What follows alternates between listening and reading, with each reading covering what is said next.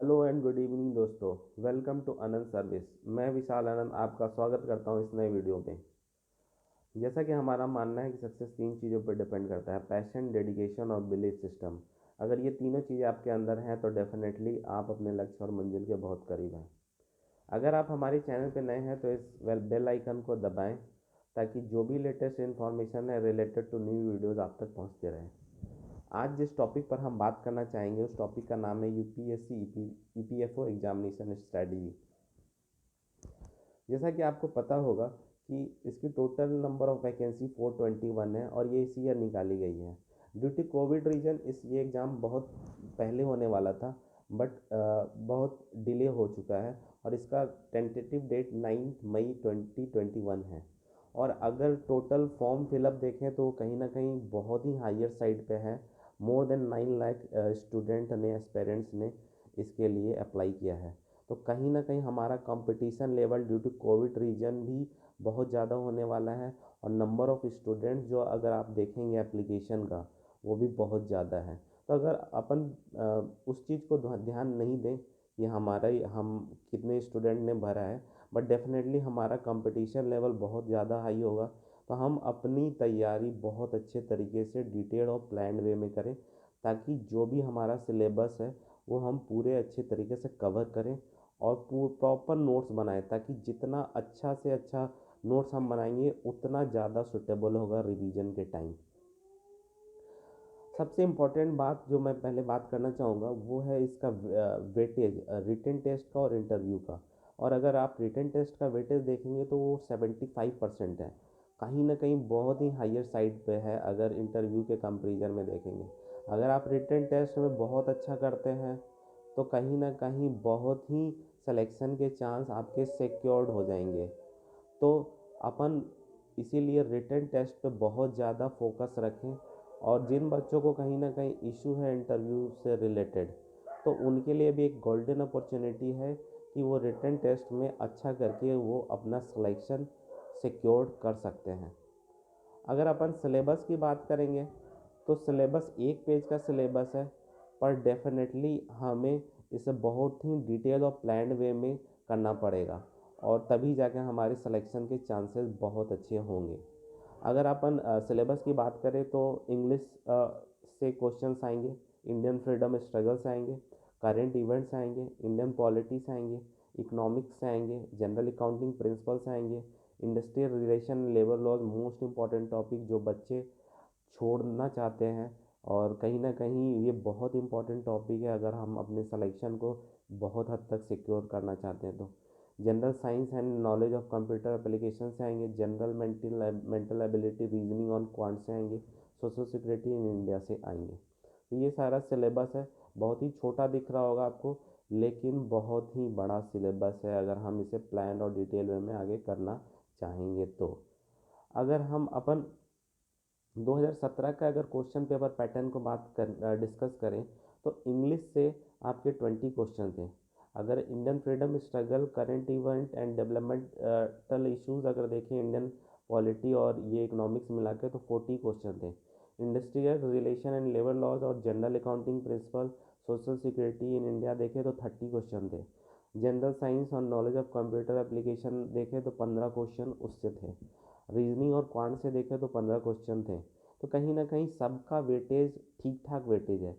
तो मैंने पहले भी कहा था कि अपन मतलब कोई भी पार्ट को छोड़ नहीं सकते हैं। मतलब कहीं ना कहीं हमको हर पूरा सिलेबस बहुत ही अच्छे तरीके से डिटेल वे में कवर करना पड़ेगा।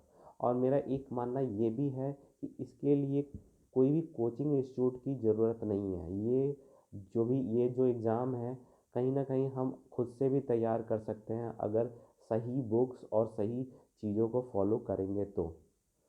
अब जैसे ये मैंने कुछ books and website for reference, अगर अगर जैसे हम अपन प्लान कैसे करें अपने स्टडी को, तो मिनिस्ट्री ऑफ लेबर का एक साइट आता है। वहाँ से आपको industrial relation and labour law के मोस्ट ऑफ द टॉपिक्स बहुत अच्छे तरीके से आप कवर कर सकते हैं। मैं सजेस्ट करूँगा कि आप वहाँ से जाएं और डिटेल नोट्स और एक पूरा का पूरा जितने भी लेबर लॉज हैं उसका पूरा मतलब प्रॉपर नोट्स बना के अच्छे तरीके से, ताकि आपको आगे रिवीजन के लिए भी कोई दिक्कत नहीं आए पॉइंट बाई पॉइंट। और मेरा ये भी सजेशन होगा कि लास्ट आप देख सकते हैं, जैसे कि ईपीएफओ का पेपर तो होगा ही लास्ट, जो भी ये 2017 में हुआ था।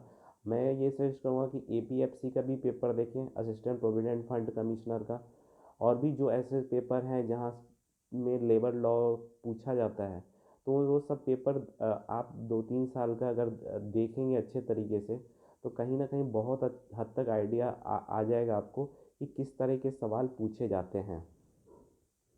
अगर अपन हिस्ट्री के लिए देखेंगे तो एनसीईआरटी और एक्सपेक्ट्रम आप कर सकते हैं। एनसीईआरटी और एक्सपेक्ट्रम से मोस्ट ऑफ द टॉपिक आपके कवर हो जाएंगे। इकोनॉमिक्स के लिए भी अगर आप अपन देखें तो एनसीईआरटी बहुत इम्पॉर्टेंट है, क्योंकि जो शुरुआती के इम्पॉर्टेंट कॉन्सेप्ट्स हैं वो कहीं ना कहीं एनसीईआरटी में ही मिलते हैं। और श्री राम, मेरा सजेशन ये भी रहेगा कि श्री राम आईएएस एकेडमी का आपको नोट्स मिल जाएगा वो, और एनसीईआरटी। और अगर कुछ थोड़ा एक्स्ट्रा ज़रूरत पड़ता है तो रमेश सिंह को अभी आप प्रेफर कर सकते हैं, कहीं ना कहीं इकोनॉमिक्स आपका कवर हो जाएगा।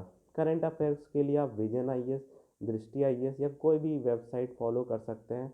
और मेरा ये भी कहना होगा कि 9 to 10 मंथ का अगर आप कवर करते हैं तो मोर देन सफिशिएंट आपके लिए होगा। एक चीज़ और ये भी मैं बोलूँगा कि जो आप इकोनॉमिक सर्वे और बजट वाला पार्ट है वो बहुत ज़्यादा डिटेल्ड वे में ना जाएं, क्योंकि अपन को यूपीएससी सिविल सर्विस मेन नहीं लिखना है। अपन को कोशिश ये करना है कि इम्पॉर्टेंट जो बजट और इकोनॉमिक सर्वे का पार्ट है वो हम बस कवर करके जाएं।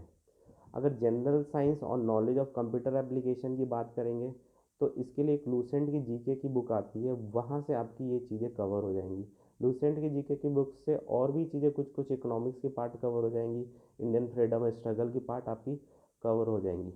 अगर इंग्लिश वाले पार्ट को डिस्कस करें तो इंग्लिश से आपका generally question idioms and phrases से आता है, वन वर्ड सब्स्टिट्यूशन से आता है, आपका एंटीनिम्स सिनोनिम्स का फाइंड द एरर से आता है।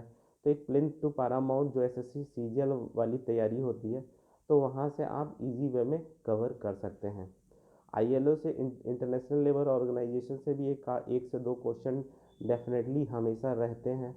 तो मैंने एक वीडियो भी बनाया है जिसका लिंक आपको डिस्क्रिप्शन बॉक्स में मिल जाएगा।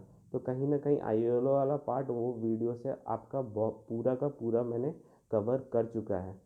Universal declaration of human rights से भी आपका एक आध क्वेश्चन रहता है, जो जिसके लिए भी मैं एक वीडियो बनाऊंगा। एक छोटा टॉपिक है और कहीं ना कहीं डायरेक्ट आपका क्वेश्चन रहता है, तो इजी वे में आपका वो पार्ट कवर हो जाएगा। अगर जनरल अकाउंटिंग प्रिंसिपल के लिए देखें तो एनआईओएस का पीडीएफ आता है, उसका पीडीएफ आप कहीं भी आप गूगल सर्च कीजिए, डाउनलोड कीजिए और प्रॉपर नोट्स बनाइए। प्रॉपर नोट्स बहुत ही ज़रूरी है आपका।